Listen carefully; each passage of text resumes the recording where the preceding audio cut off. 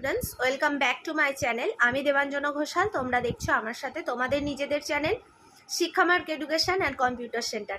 আজকের আলোচ্য বিষয় Bardhaman university BA 6 semester general GE2 history suggestion 2024 সালের জন্য যে প্রশ্নগুলি ইতিহাস GE2 এ আসার মতো সম্ভাব্য এবং অধিক গুরুত্বপূর্ণ বলে আমার মনে হয়েছে, এবং আমি আমার ব্যাচের ছেলেমেয়েদের সাথে যে সাজেশানটি শেয়ার করেছি সেটি আমি তোমাদের সাথে শেয়ার করে দিচ্ছি। যদি তোমাদের মনে হয় ভিডিওগুলো তোমাদের একটু উপকারে আসছে, তাহলে অবশ্যই তোমরা চ্যানেলটাকে সাবস্ক্রাইব করে অল নোটিফিকেশানটা অন করে রেখো এবং বন্ধুদের মাঝে বেশি বেশি করে শেয়ার করো, কারণ তোমার একটা শেয়ারিংয়ে তোমার বন্ধুটার হয়তো অনেক বেশি উপকার হতে পারে। এছাড়াও এই লিঙ্কটা তোমরা শেয়ার তোমাদের ছোট ছোট ভাই বোনেদের সাথেও করতে পারো, কারণ যেহেতু আমাদের সেন্টারের পক্ষ থেকে সমস্ত একদম একাদশ দ্বাদশ বিএ অল সেমিস্টার কলা বিভাগের অল সাবজেক্ট, অর্থাৎ আমাদের বর্তমান শিক্ষাবর্ষে যে যে স্টুডেন্ট ভর্তি হয় সমস্ত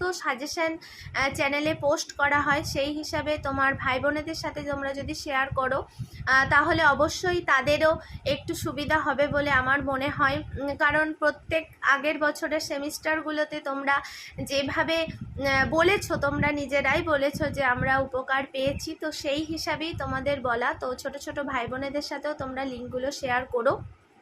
আর এখানে অর্থাৎ কোচিং সেন্টারে তোমরা যারা যারা ভর্তি হতে চাইছো একাদশ দ্বাদশ বিএ অল সেমিস্টার কলা বিভাগের অল সাবজেক্ট মেজর মাইনর সমস্ত বিষয় পড়ানো হয়, তাই কলা বিভাগের সমস্ত বিষয় পড়ানো হয়, তাই তোমরা যারা যারা অ্যাডমিশন নিতে চাইছো 8609778925 এই নাম্বারে যোগাযোগ করো। পাশে থেকো, যেমনভাবে ভালোবাসা দিচ্ছ ভরসা রেখেছো সেইভাবে ভালোবাসা ও ভরসা দাও। আরেকটা কথা আমি বলি, যেটা হচ্ছে তোমাদের অনেক স্টুডেন্ট আমাকে মেসেজ করছো যে এই সাবজেক্টটার সাজেশন দেখো। ডিএসসি এই বছরে 6 সেমিস্টারে আমার সেন্টারে বাংলা, সংস্কৃত, ইতিহাস, রাষ্ট্রবিজ্ঞান, এডুকেশন এবং ফিলোসফি এই 6টা সাবজেক্টই ডিএসসি হিসাবে স্টুডেন্টরা ভর্তি হয়েছিল, এবং সেই হিসাবে আমার ডিএসসি সাজেশান কিন্তু আমি সবগুলো দিয়ে দিয়েছি। তো তোমরা সেখানে গিয়ে দেখে নিও, এবং এসএসসি হিসাবে যেগুলো যেগুলো এখনও বাকি আছে আমি নিশ্চয়ই দেব। তোমরা বারবার বলছো জি হিসাবে যেগুলো বাকি আছে আমি অবশ্যই দিয়ে দেব। বর্তমান শিক্ষাবর্ষে আমাদের সেন্টারে যে যে সাবজেক্ট পড়ানো হচ্ছে 6 সেমিস্টারের জন্য সমস্ত সাজেশান তোমরা পাবে। শুধু আমার বিয়ের জন্য এই কটা দিন আমার ছুটি নিতে হয়েছিল বলে সব কিছু একটুখানি স্লো হয়ে গেছে আর কি, তো সেই হিসাবে একটুখানি দেরি হচ্ছে। তোমরা আর কটা দিন দিও, সমস্ত সাজেশান যেগুলো আমার সেন্টারে পড়ানো হয় সব কিছু তোমাদের সাথে শেয়ার করে দেওয়া হবে। তাহলে চলো আজকের আলোচ্য বিষয়ে প্রবেশ করা যাক।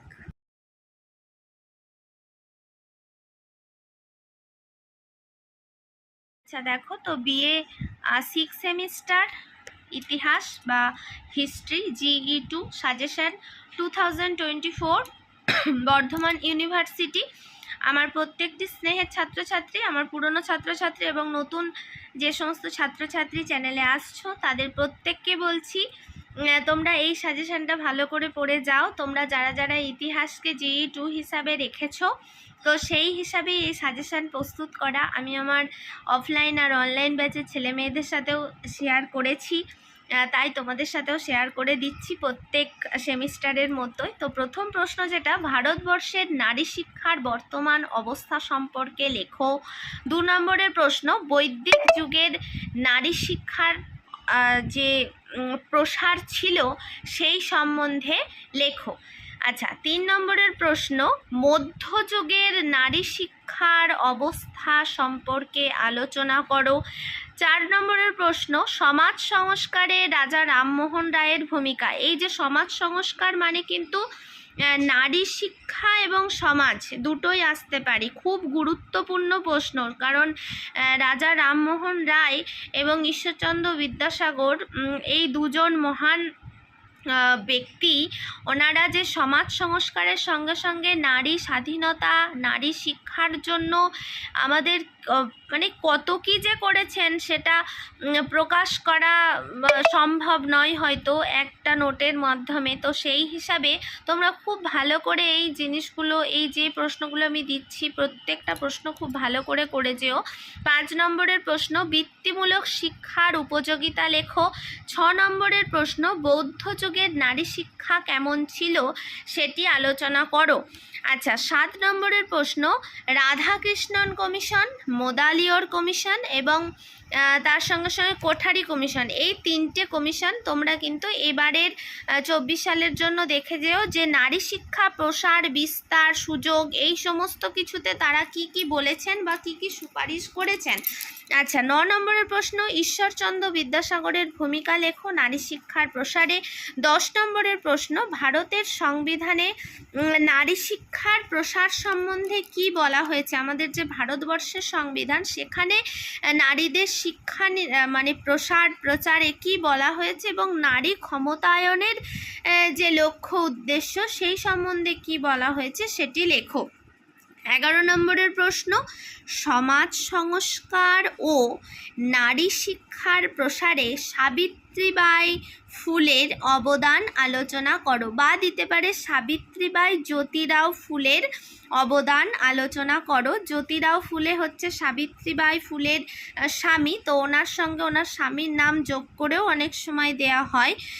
তো এই মহীয়সী নারীর সমাজে কি কি আমাদের দিয়ে গেছেন, বিশেষত আমাদের নারীদের জন্য কি কি দিয়ে গেছেন, শিক্ষার্থীদের জন্য কি কি দিয়ে গেছেন, বিদ্যার্থীদের জন্য তিনি কি কি করে গেছেন, খুবই খুবই গুরুত্বপূর্ণ এই প্রশ্ন, তোমরা দেখে যেও ভালো করে। 12 নম্বরের প্রশ্ন, মহিলা চিকিৎসক হিসাবে কাদম্বিনী বসুর পরবর্তীকালে বিবাহ সূত্রে কাদম্বিনী গঙ্গোপাধ্যায়, এইটাও দিতে পারে, তোমরা দেখো। বসু গাঙ্গুলিও দিতে পারে বা গঙ্গোপাধ্যায়ও দিতে পারে।